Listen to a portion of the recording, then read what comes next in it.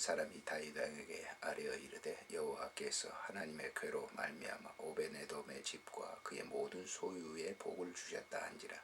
다윗이 가서 하나님의 궤를 기쁨으로 메고 오베네돔의 집에서 다윗성으로 올라갈새 여호와의 궤를 맨 사람들이 6걸음을 가매 다윗의 소와 살찐 송아지로 제사를 드리고 다윗이 여호와 앞에서 힘을 다하여 춤을 추는데 그때 다윗이 배 에봇을 입었더라. 다윗과 온 이스라엘 족속이 즐거이 환호하며 나팔을 불고 여호와의 궤를 메어 오니라. 아멘. 사울 왕이 죽고 난 이후에 다윗 왕은 이스라엘을 이제 평정하게 됩니다. 하나 되게 하는데요. 그 이후에 이제 하나 되게 한 후에 블레셋을 정복하고 나라가 견고하게 되게 되죠.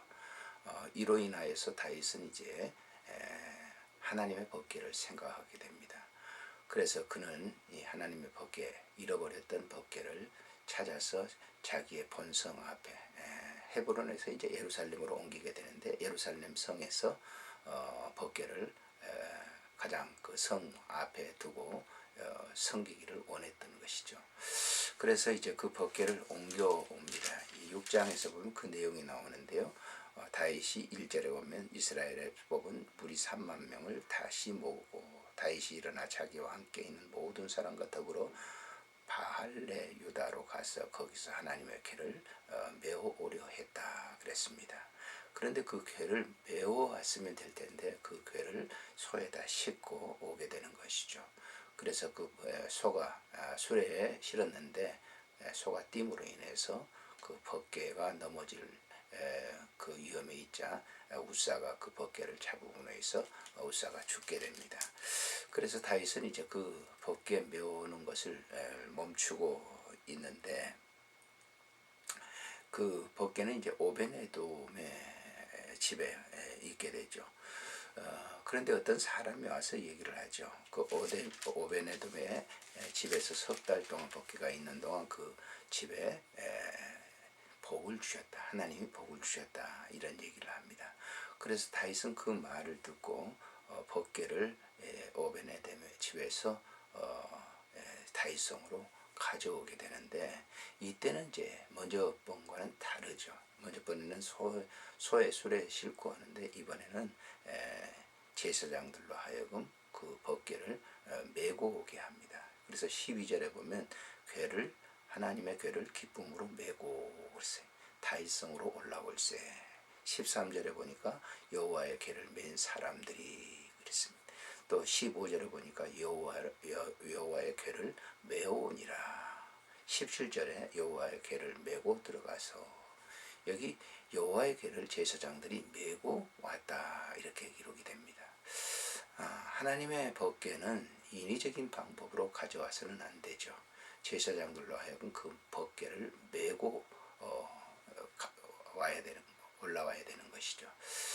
하나님의 법궤를 만들고 난 이후에 하나님께서 제사장들로 하여금 그 법궤를 관리하도록 했던 것을 우리가 볼 수가 있죠. 광야 생활을 할 때도 여호수아 때도 요단의 가나안을 점령할 때도 다 법궤를 메고 왔습니다. 여호수아 이후에 사사시대에 법궤는 한 번 딱 등장을 하죠. 그만큼 법궤에 대해서 소홀했다고 하는 것입니다.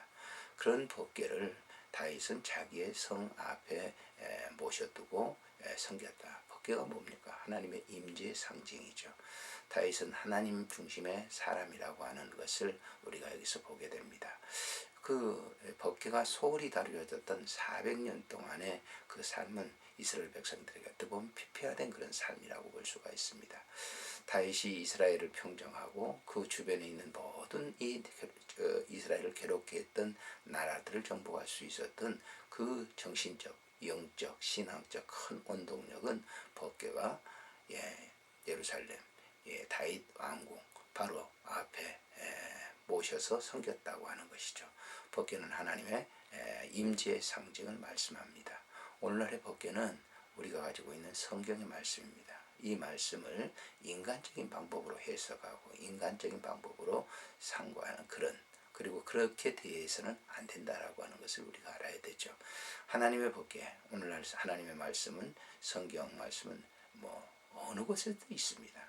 그런데 그 말씀이 소홀히 되어지는 것이죠. 그것은 이성적인 것과 철학적인 것과 이런 것들을 통해서 매우 소홀해지게 다루고 있는 이 시대에 우리가 하나님의 영적인 이 법궤의 말씀을 우리의 이 중심에 모시고 사는 거 얼마나 중요한 것인지 모릅니다.